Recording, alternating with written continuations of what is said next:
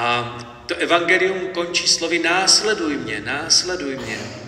A je to výzva, kterou říká Ježíš Petrovi, ale říká ji každému z nás, následuj mě. A je to výzva, abychom s Ježíšem prožívali svůj každodenní život. V dobrém i ve zlém, když se nám daří, když se nám nedaří. Protože to je druhá věc, kterou nám to evangelium připomíná, že Ježíš o nás stojí nejenom, když projevujeme nějaké známky svatosti a jsme takoví ti hodní, správní křesťané, ale on nás vyhledává i ve chvíli, kdy se nám nedaří, kdy máme prázdné sítě, že namáháme se a nejde to a máme v sobě třeba nějaké výčitky svědomí, jako třeba ten Petr v tom evangeliu. Ten Ježíš přichází a říká, volá nás, pojď, sedneme si spolu, pořešíme to, dáme to do pořádku a bude líp. To je to poselství toho dnešního evangelia.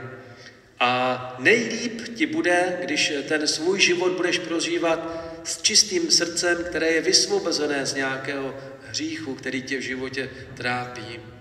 Já ti dám své odpuštění a ty mě potom můžeš následovat.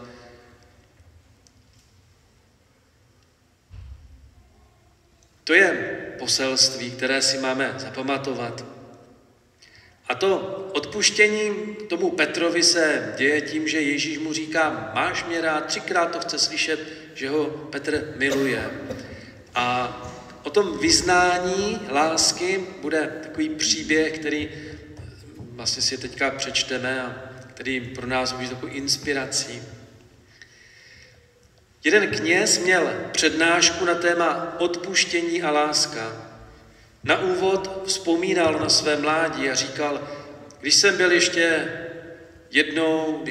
jednou jako mladý člověk u zpovědi, dostal jsem za pokání přečíst si úryvek z Janova evangelia o usmíření Petra s Ježíšem. Pak jsem měl, podobně jako Petr, Ježíšovi vyznat lásku. Toto pokání jsem ještě v kostele svědomitě splnil. Přečetl jsem ten úryvek a v modlitbě jsem Ježíšovi 3krát řekl, že ho miluji. Když jsem pak odcházel domů, srazil jsem se ve dveřích kostela s nějakou starou paní. Chtěl jsem se jí omluvit, ale než jsem to stihl, paní se na mě usmála. To neměla dělat. Chyběla jí totiž většina zubů a já se jí tak lekl, že jsem rychle zmizel. Ještě jsem se z toho setkání nevzpamatoval, když mě vytrhlo ze zamyšlení nějaké dítě, které na ulici hlasitě křičelo. Říkal jsem si, jak jsou ty děti dnes nevychované a obešel jsem ho velkým obloukem. A když jsem pak přišel domů, měla pro mě máma nachystanou večeři.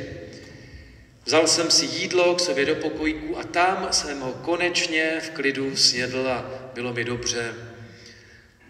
Když jsem tu noc spal, zdál se mi zajímavý sen. V něm ke mně přišel Ježíš a ptal se, proč si nesplnil pokání? Byl jsem překvapený a odpověděl jsem, Pane, já se přece pomodlil. Na to mi Ježíš řekl, ale ty jsi mi měl vyznat lásku. A já mu odpověděl, ale já ti ji vyznal, 3krát jsem ti v té modlitbě jasně řekl, že tě miluji. Ježíš se na mě podíval a zeptal se, a myslíš, že to stačí? Řekl jsem mu, a co bys chtěl ještě víc?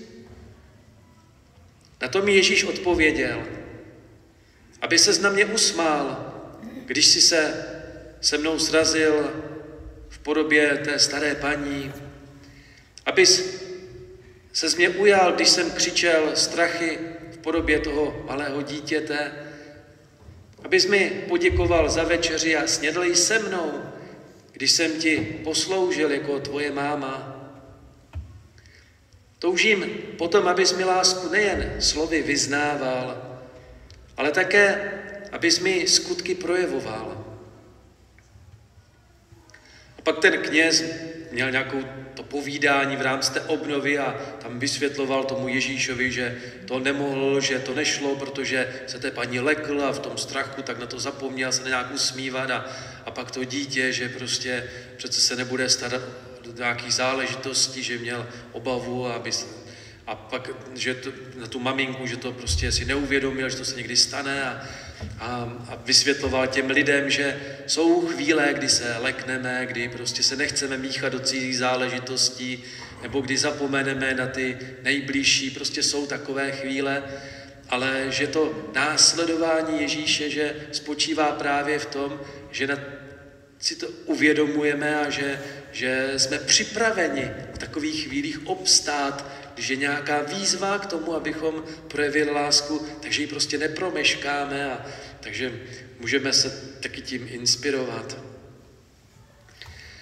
Ale já bych se vrátil ještě k té podstatě toho evangelia, ve které nám Bůh říká, že nám rád odpouští hříchy, tím nám projevuje svoji lásku a my mu můžeme děkovat tím, že potom projevujeme pozornou lásku všem, které nám posílá do cesty.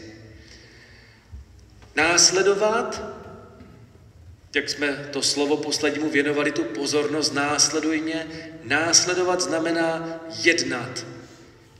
A to je to, co bych chtěl, abychom si odnesli do toho týdne, který je před námi. Konejme konkrétní skutky lásky. Minulou neděli jsme si říkali, že nás papež František vedl k tomu, abychom z církve udělali společenství a jednu velkou rodinu, ve které všichni budeme mít k sobě blízko. A právě ta pozorná láska, s kterou prokazujeme skutky milosrdenství sobě navzájem, je tou nejlepší cestou, jak se stát rodinou. A tak prosme při té dnešní mši svaté: Pane Ježíši, dej, ať tě dokážeme vidět ve všech lidech a dej, ať tím, co říkáme, co děláme, ti projevujeme svoji vděčnost za všechno, co ty děláš pro nás. Prosíme tě, dej nám otevřenou mysl, otevřené laskavé srdce. Amen.